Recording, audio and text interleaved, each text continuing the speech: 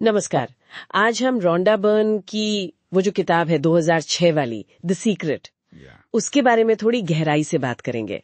हमारे पास एक डिटेल्ड समीक्षा है उसी के आधार पर। हाँ, द सीक्रेट, इसी ने तो वो लॉ ऑफ अट्रैक्शन मतलब आकर्षण का नियम उसको एकदम चर्चा में ला दिया था। बिल्कुल, कि भाई हमारी सोच ही हमारी असलियत बनाती है, यही ना?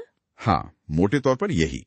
तो आज हम यही समझने की कोशिश करेंगे कि इस समीक्षा के मुताबिक किताब के दावे क्या है, उसका असर कैसा रहा और क्या-क्या अलग राय हैं लोगों की। चलिए देखते हैं। तो सबसे पहले ये आकर्षण का नियम है क्या चीज?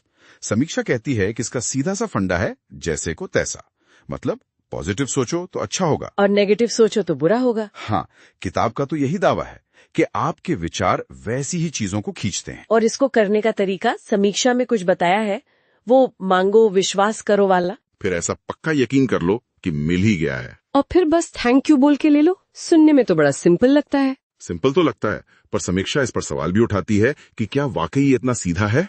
अच्छा, और इसमें वो टेक्निक्स वगैरह भी हैं शायद, विजुअलाइजेशन। बिल्कुल, समीक्षा बताती है एक तो है विजुअलाइजेशन, मतलब मन ही मन देखो कि जो चाहिए वो मिल गया है, उसे महसूस करो। जैसे कि वो नई गाड़ी चला रहे हैं या वो जॉब मिल गई है। एग्जैक्टली। और दूसरा है अफर्मेशन, सकारात्मक बातें जिन्हें रोज दोहराना है ताकि वो सबकॉन्शियस माइंड में बैठ जाएं। हाँ, और समीक्षा में शायद वो शुक्रगुजार होने वाली बात भी है, ग्रैटिट्यूड। हाँ, कृतज्ञता और पॉजिटिव नजरिया। समीक्षा कहती है कि इससे आपकी वाइब्रेशनल फ्रीक्वेंसी बढ़ती है, मतलब आपकी अंदरूनी एनर्जी बेहतर होती है, ऐसा कुछ। अच्छा, तो ये तो हुई कि किताब क्या कहती है। अब समीक्षा ये भी बताती होगी कि लोगों को ये इतनी अच्छी क्यों लगी। हाँ बिल्कुल, समीक्षा के हिसाब से सबसे बड़ी बात है कि ये किताब बहुत मोटिवेट करती है, उम्मीद जगाती है। लोगों को लगता है कि हाँ, हम भी बड़े सपने देख सकते हैं। और शायद भाषा भी आसान है, मतलब कोई भी पढ़ के समझ ले। सही कहा, सेल्फ हेल्प में जो नए लोग हैं उनके लिए भी आसान है। और समीक्षा बताती है कि इसमें कहानियां भी हैं ऐसे लोगों की जिन्होंने कथित तौर पर इस नियम से फायदा उठाया। अच्छा, रियल लाइफ एग्जाम्पल स्टाइल। बिल्कुल, उससे कनेक्ट बनता है। लेकिन अब आती है आलोचना वाली बात।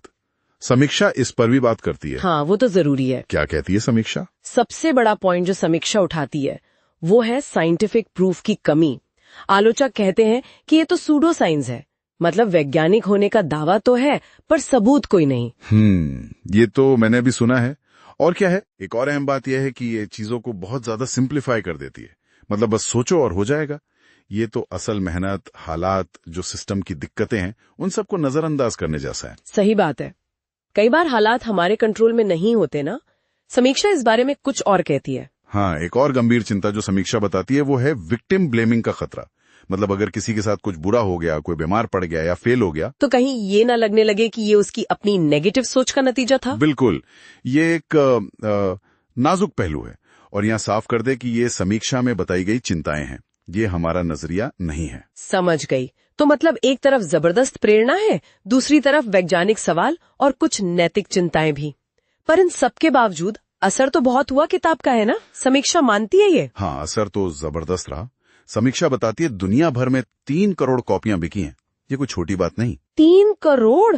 बाप रे। और 50 से ज्यादा भाषाओं में ट्रांसलेशन। फिर इस पर डॉक्यूमेंट्री बनी, द पावर, द मैजिक जैसी और किताबें आईं।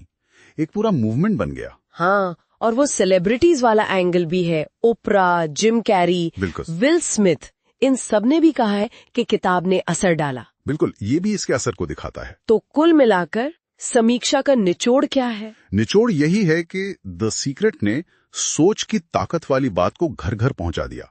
भले ही साइंस इसे शक की नजर से देखे, पर लाखों लोगों को इसने ज्यादा उम्मीद और एक प्रोएक्टिव नजरिया अपनाने के लिए प्रेरित किया है। तो समीक्षा का फाइनल वर्डिक्ट ये हुआ कि जो लोग मोटिवेशन ढूंढ रहे हैं उन्हें शायद कुछ मिल जाए इसमें, पर इसे प्रैक्टिकल सोच और असल मेहनत के साथ बैलेंस करना जरूरी है। आंख बंद करके बस इसी के भरोसे नहीं रह सकते। बिल्कुल सही। और यहीं पर हम अपनी आज की बात खत्म करते हैं, लेकिन एक सवाल जरूर छोड़ जाते हैं सबके सोचने के लिए। हाँ, कि किसी भी लक्ष्य को पाने में हमारे अंदर का जो विश्वास है और बाहर की जो दुनिया है, मतलब हमारी मेहनत, हमारे हालात, इनके बीच सही बैलेंस कैसे बने, ये सोचने वाली बात है।